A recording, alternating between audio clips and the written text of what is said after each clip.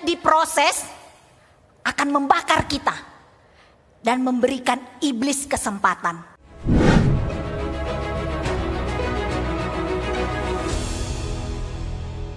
Shalom saudara. Oke, apa kabarnya saudara? Puji Tuhan ya. Saya mau bertanya kepada saudara, seberapa sering saudara datang ke gereja? Tadi bersalaman di depan, tersenyum lebar, sewaktu puji-pujian, suaranya lantang, tangannya terangkat, tapi sebenarnya dalam hati merasa kosong dan lelah. Yang buat lelah apa saudara?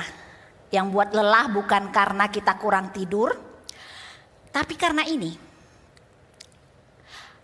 Karena kita memakai topeng yang sangat berat yang bernama saya baik-baik saja, baik-baik ji.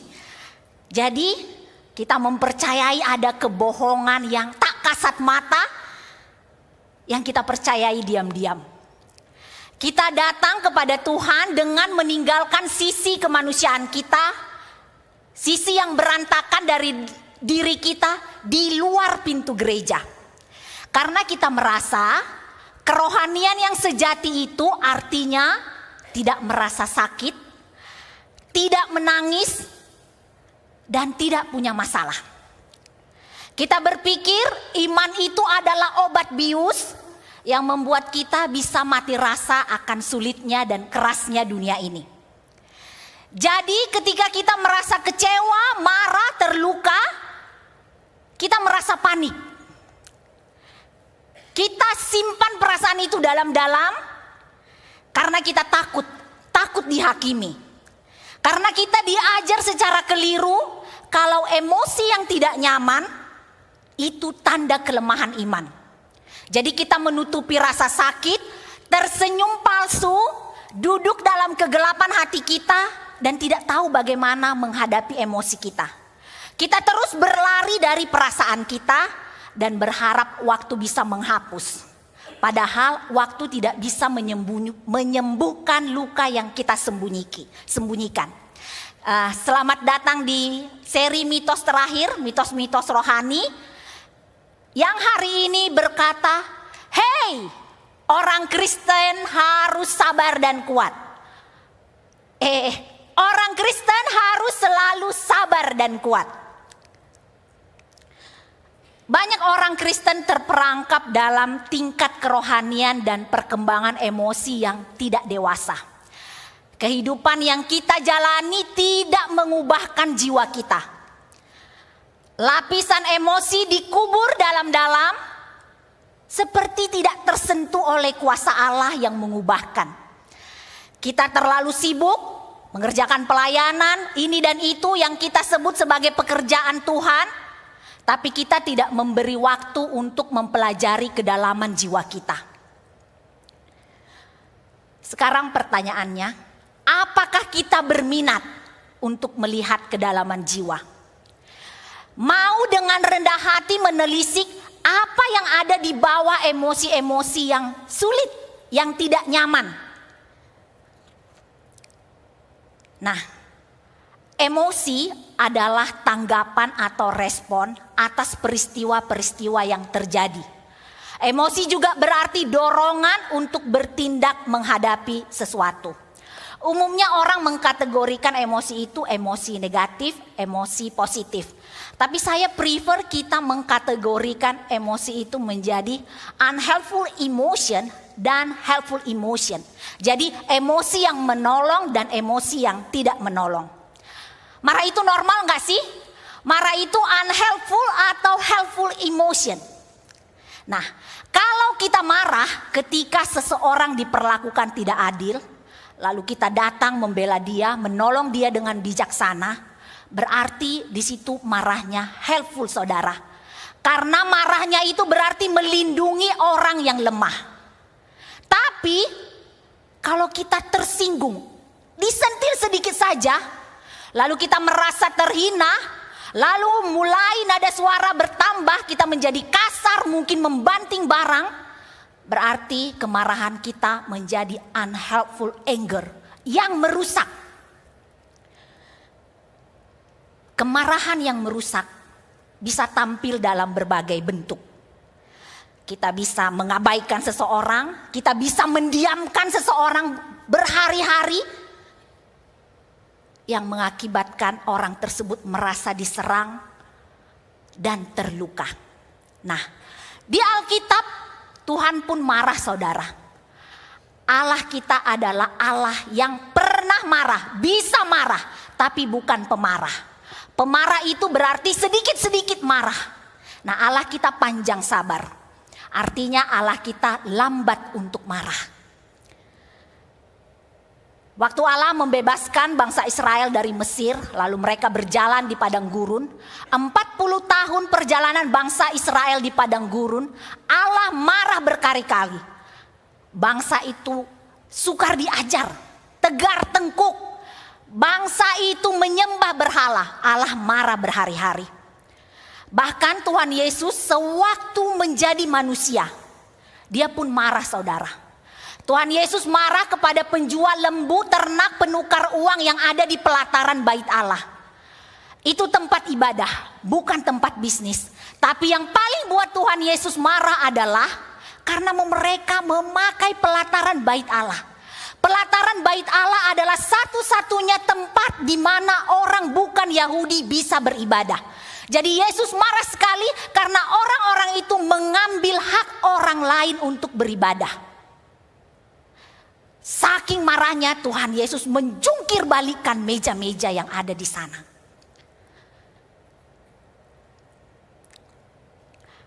Satu kali ada orang yang bilang, hamba Tuhan konseling adalah Ibu Peri di GKKA. Ih, sabarnya dia. Wah, itu setengah berdusta, saudara. Itu berarti orang tersebut belum tahu si hamba Tuhan itu dan bagaimana dia sebelum dipulihkan. Jadi dulu, saudara, kalau ada sesuatu yang tidak masuk dalam hatinya, maka antenanya akan keluar. Jadi sinyal-sinyal elektromagnetik yang tidak sesuai range frekuensinya, wah, akan membuat dia tersulut. Piu! Alarm kritikal muncul, tapi diarahkan ke dalam diri. Makin marah dia, makin tidak ada suaranya. Tapi makin menderita, melukai diri sendiri, jiwanya menderita sekali. Oh, sebentar, berarti kalau begitu, kalau marah dikeluarin aja, dimuntahin aja. Itu juga tidak benar, saudara. Itu sama merusaknya. Nah, Alkitab memberikan kita terang tentang kemarahan yang saleh. Mari kita buka bersama-sama dari Efesus 4 ayat 26 sampai 27. Saudara buka Alkitab saudara, kita membaca bersama-sama. Saya membaca dari Alkitab TB2. Sudah ketemu semua?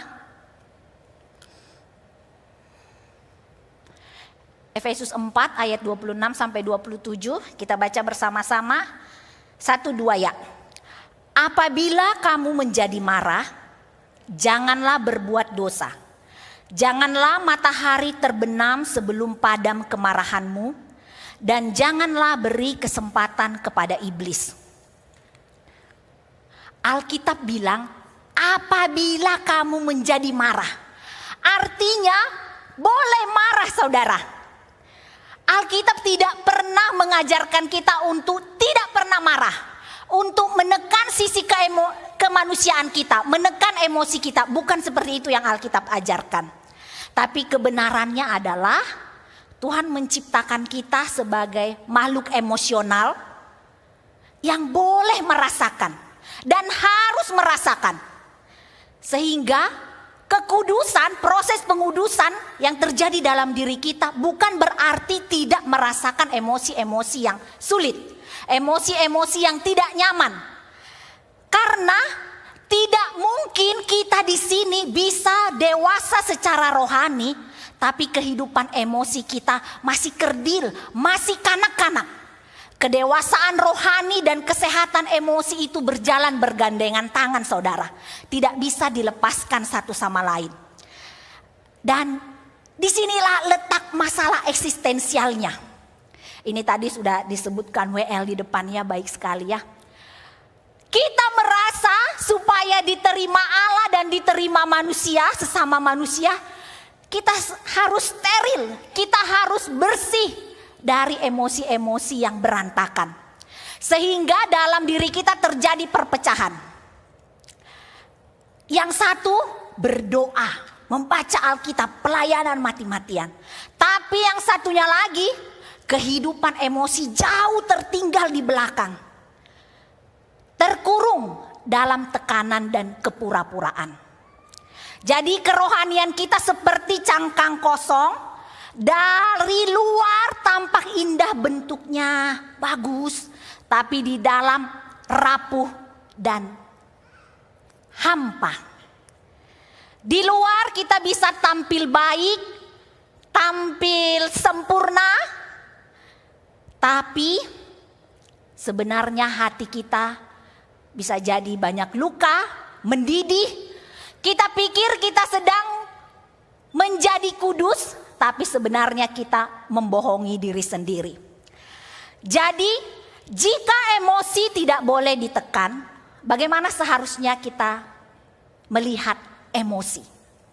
Nah, ayat selanjutnya, bagian selanjutnya di ayat yang kita baca itu mengatakan begini, saudara. Apabila marah, jangan berbuat dosa. Nah, Rasul Paulus sedang memberikan peringatan dan meminta kita hati-hati. Karena ini saudara, karena marah dan berbuat dosa tipis sekali jaraknya. Tipis sekali batasnya. Ketika kita meluapkan kemarahan kita, hati-hati. Hati-hati, sebentar lagi jatuh dalam dosa. Marah boleh, tapi hati-hati. Alkitab bilang tadi, janganlah matahari terbenam sebelum padam amarahmu. Nah, di sini ada perbedaan konteks waktu, saudara. Kalau di kita pergantian hari adalah jam 12.00, nanti 00.01 adalah hari baru. Tapi untuk konteks orang Yahudi, hari baru mereka itu batasnya pukul 18.00. Jadi nanti di mereka 18.01 sudah hari Senin. Apabila engkau marah, jangan berbuat dosa. Janganlah matahari terbenam, artinya ruang emosi kita yang bergejolak itu sah. Kemarahan kita itu valid. Tapi Tuhan mengajak kita untuk memprosesnya dengan kebenaran. Artinya kita tidak membiarkan kemarahan kita berlarut-larut sehingga dia jadi merusak. Dan perhatikan, kemarahan yang tidak diproses akan membakar kita dan memberikan iblis kesempatan. Iblis bisa mengecoh kita, menipu kita, memperdaya kita tanpa kita sadari. Jadi kemarahan yang disimpan bahaya. Karena ini memberi kesempatan untuk iblis membuat hidup kita kacau balau. Nah, saya mau ikat proses kemarahan ini dengan ini, saudara. Ini namanya iceberg model. Jadi gunung es di tengah lautan. Ini saudara lihat yang di permukaannya itu sedikit. Biasanya hanya 10%. Tapi yang di bawahnya ini 90% itu adalah volume es yang sangat masif. Yang tersembunyi, yang tidak naik ke dalam kesadaran kita. Nah, ketika kita terganggu secara emosi, yang 10% yang kelihatan bisa berupa kemarahan sesaat, nada bicara yang meninggi, sikap yang mendiamkan orang lain berhari-hari, yang mendadak diam 1000 bahasa, sementara yang di bawahnya ini saudara, yang 90% di bawahnya ini bisa berarti tumpukan rasa sakit, ketakutan kita akan penolakan, dan trauma masa lalu yang tidak kita selesaikan. Nah, hari ini bertepatan dengan Hari Ibu. Selamat Hari Ibu untuk semua ibu yang ada di tempat ini. Ibu adalah tempat aman pertama bagi anak. Ibu adalah rumah emosional pertama bagi anak. Sejak dari kandungan janin itu menyerap emosi mamahnya. Jadi anak belajar cara merasa, cara mengelola emosi dari sejak kandungan. Saya bertanya, gampang tidak jadi ibu? Gampang tidak jadi istri? Tidak ya? Nah, saudara tahu apa biasanya kata-kata pamungkas ibu dan istri ketika mereka koro-koroan atau potek-potek? Apa biasanya kata-kata pamungkasnya? Nah, mama sayang kamu, makanya mama harus marah nih, begini. Mama marah karena mama tuh sayang kamu. Atau misalnya, suamiku, aku marah karena aku sayang kamu. Nah, lanjut. Itu biasanya kata pamungkas. Ada emosi negatif, tapi saya sayang gitu. Itu ya biasanya ya. Nah, saudara, permisi tanya ini, biarkan para ibu yang berpikir ya. Para ibu, bisakah jujur memeriksa ke dalam diri sebenarnya apa yang tersembunyi? Apa yang ada di bawah permukaan laut? Di balik makna sayang, kasih kita kepada suami dan anak-anak. Kalau saudara mau jujur, bisa jadi kasih dari ibu yang belum dipulihkan akan membuat kontrol dan dominasi atas suami dan anak-anak. Kasih dari ibu yang penuh ketakutan akan menjadi tekanan yang besar bagi suami dan anak-anak. Kasih dari ibu yang tidak terkelola emosinya bisa jadi akan menciptakan tuntutan yang tidak masuk akal bagi suami dan anak-anak. Jadi ibu bisa, mama itu bisa jadi sumber luka bagi suami dan anak-anaknya. Nah, sekarang dari POV anak saudara, kita semua di sini anak ya. Terlepas bagaimanapun keadaan ibu kita. Mama dalam keterbatasannya, kelemahannya bisa menimbulkan luka untuk kita. Ibu yang tidak siap mengandung anak biasanya akan menimbulkan rasa penolakan yang sukar dijelaskan dalam diri seseorang. Keadaan emosional mama itu memengaruhi keadaan emosional satu rumah. Mama yang terluka, mama yang sakit, itu menjadi luka bagi anak. Dan sebagai anak, kita ngapain saudara? Kita seringnya jadi terbiasa untuk menekan emosi. Kita tampil baik-baik saja, sementara dalam hati yang sangat terdalam, kita itu sebenarnya berharap sederhana. Ma boleh enggak aku disayangi? Ma boleh enggak apa-apa kali ini hasilnya begini dulu. Sederhana sekali. Boleh tidak saya dikasihi tanpa ada embel-embel apapun di belakang. Nah, ini contoh saudara.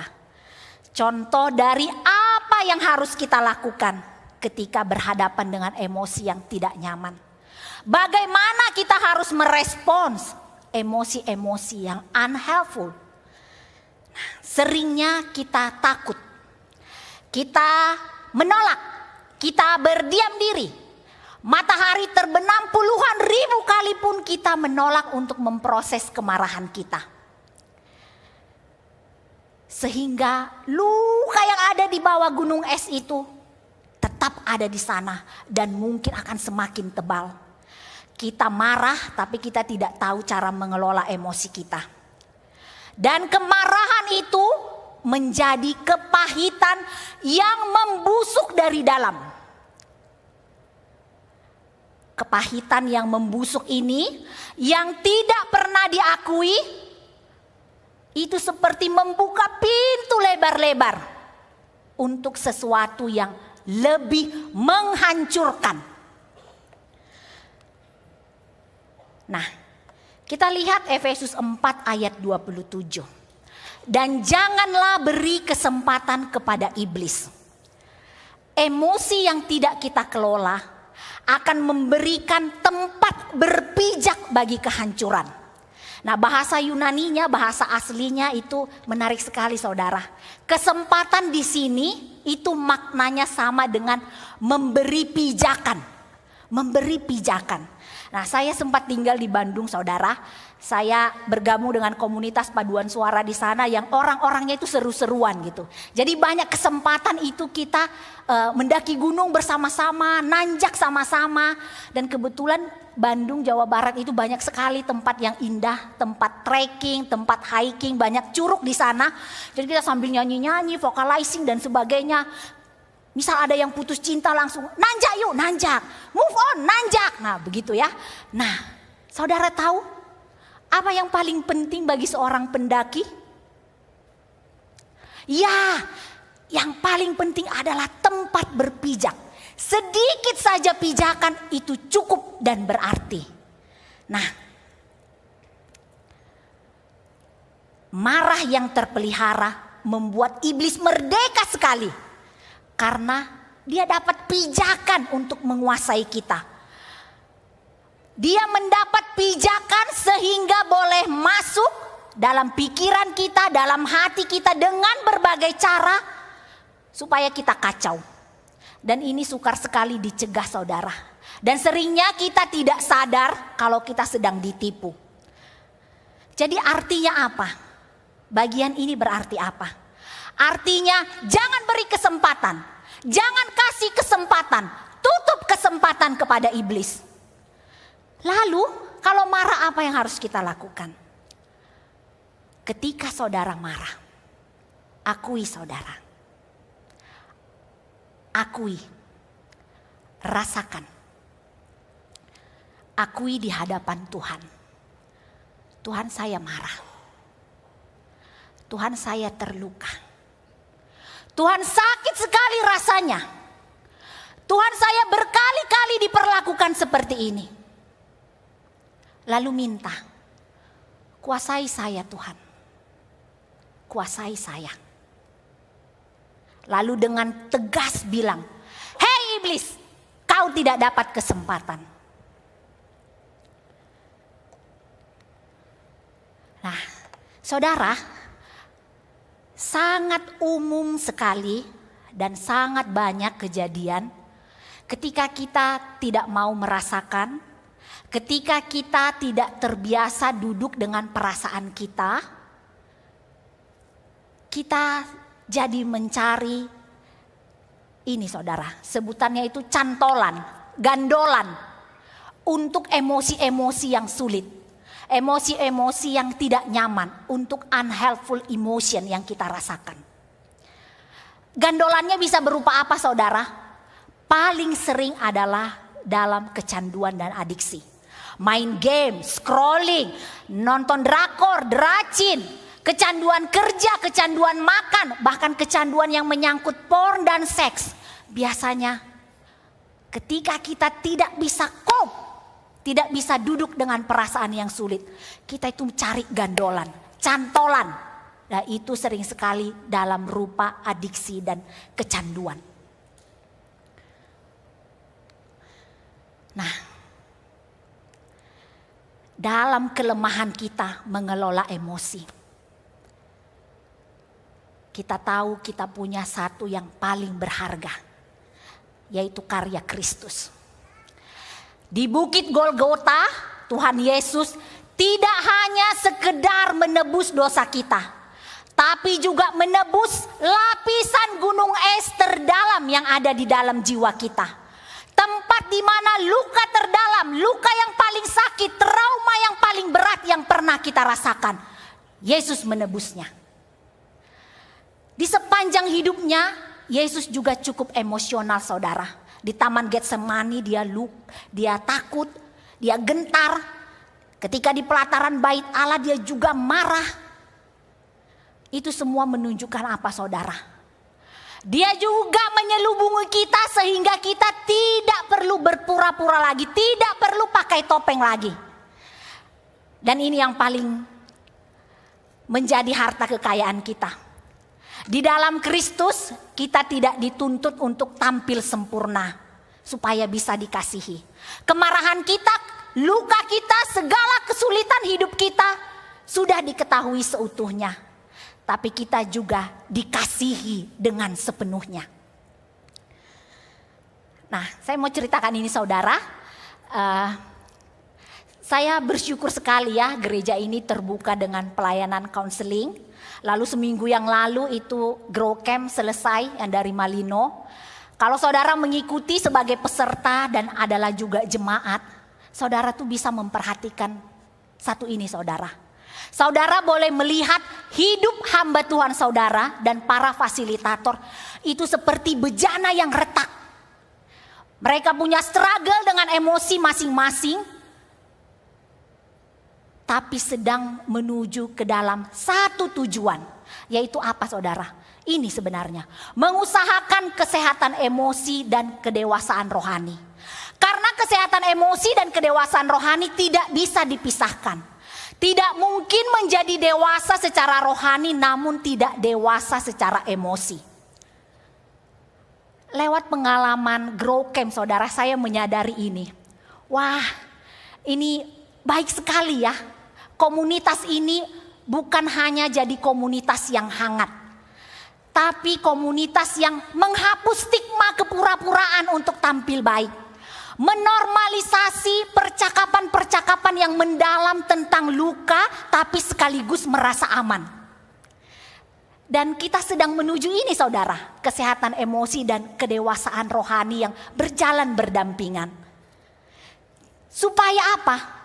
Supaya komunitas ini bukan hanya sekedar hangat, tapi komunitas ini menjadi komunitas yang terapeutik, yang menyembuhkan, yang menjadi obat bagi setiap pribadi yang ada di dalamnya. Pertanyaan refleksi untuk kita saudara, luka atau kekecewaan apa yang sebenarnya sedang tersembunyi di balik kemarahan kita? Kemarahan itu hanya puncak gunung es tadi, iceberg model tadi saudara. Itu hanya 10%. Tapi di bawahnya apa yang sedang tersembunyi? Yang kedua, maukah kita berhenti berusaha menjadi penyelamat bagi diri sendiri? Jangan pakai topeng lagi, tapi membawa kemarahan, kekecewaan dan luka yang paling berantakan kepada Kristus. Nah saudara, ini ada sofa tunggal ya. Ini sofa di ruang counseling. Saudara tahu, ketika kita tidak mau duduk dengan perasaan kita, tidak mau melihat keadaan emosi kita, sebenarnya kita sedang memberi kesempatan kepada iblis. Tapi saudara ingat ini juga ya, kalau kita tidak mau mengelola emosi kita, duduk dengan perasaan kita, itu artinya kita sedang memberikan kursi VVIP untuk iblis. Kita sedang kasih tahta untuk iblis. Saya yakin saudara semua di sini tidak ada yang mau. Tidak ada yang mau memberikan kursi VVIP untuk iblis. Tapi itulah yang seringnya kita lakukan ketika kita bermasalah secara emosi. Nah saudara, sekarang hapus bayangan kursi ini sebagai kursi VVIP bagi iblis, karena sebentar lagi saya yang akan duduk. Nah saudara, saya minta kita melakukan sesuatu. Saya bergumul sebenarnya melakukan ini di mimbar, tapi saya doakan dan saya yakin kita bisa mencoba. Kalau bagi saudara ini sangat berat, tahan dulu. Roh Kudus menghibur saudara. Kalau nanti sangat berat, saudara boleh peluk saya selesai ibadah. Tapi kita coba ya. Oke, semuanya duduk yang nyaman. Jangan ada yang jalan-jalan, duduk tenang. Letakkan barang Anda di bawah atau di samping. Duduk tenang di bangku saudara masing-masing.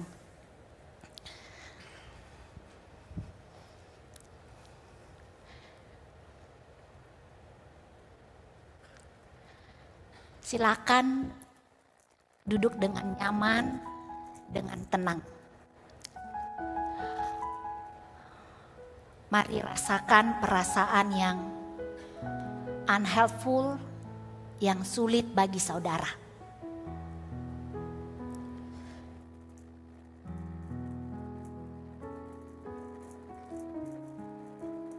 Silakan pejamkan mata saudara.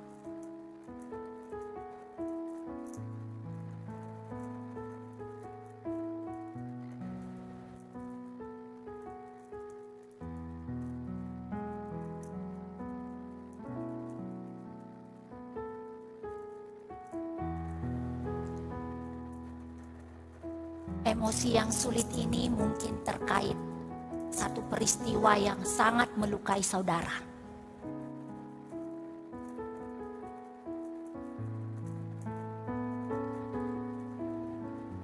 Atau itu juga bisa muncul dalam sosok seseorang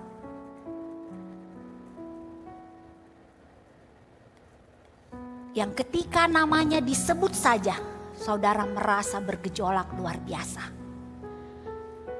Tapi saudara, mari rasakan dan akui perasaan saudara.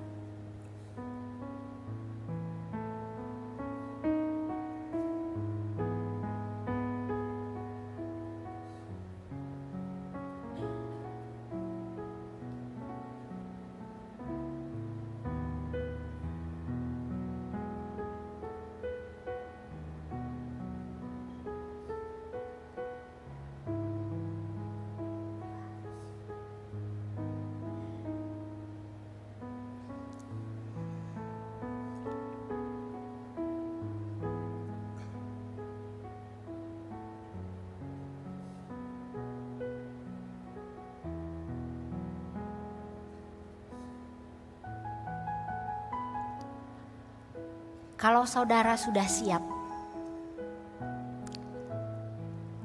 sekarang mari lihat.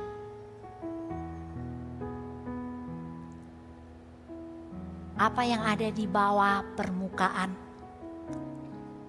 yang tersembunyi, yang ada di balik perasaan yang sulit itu. Apa yang sedang saudara sembunyikan? Sakit yang bagaimana yang saudara tidak pernah izinkan orang lain lihat?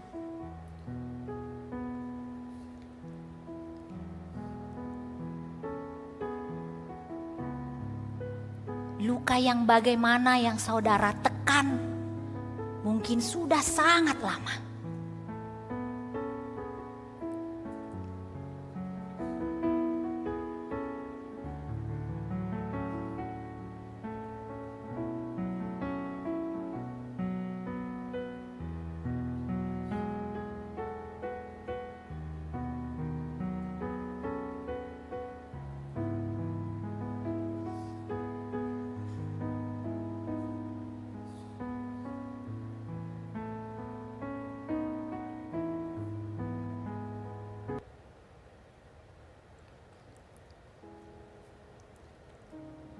Tetaplah duduk dengan perasaan saudara.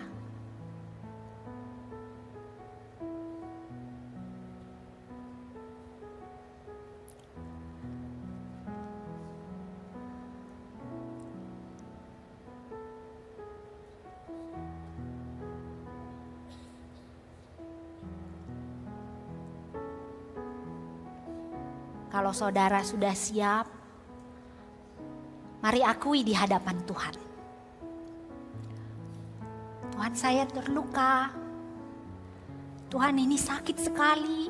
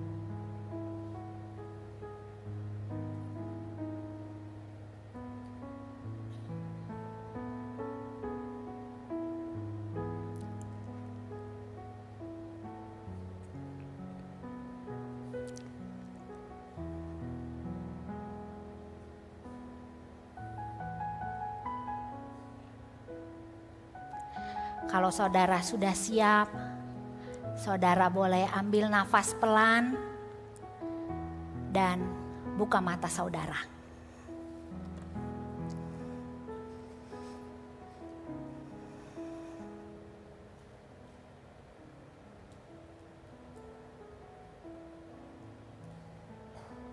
Bagaimana rasanya? Yang sebelahan dengan suami istrinya mungkin boleh peluk ya, yang dengan keluarga.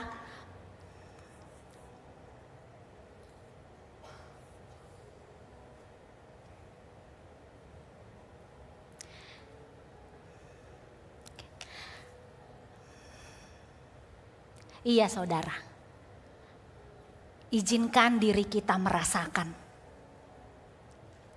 Kita baru bisa mengelola emosi kita kalau kita memberi izin untuk merasakan. Tapi kalau kita tolak-tolak, kita abaikan, justru emosi itu yang menguasai kita. Saudara bisa ambil waktu ya, kapanpun saudara merasa ke-trigger, merasa sulit sekali emosi ini, duduk. Duduk dengan perasaan saudara. Selidiki apa yang ada di balik itu. Akui di hadapan Tuhan. Jangan beri kesempatan kepada iblis. Saya doakan saudara,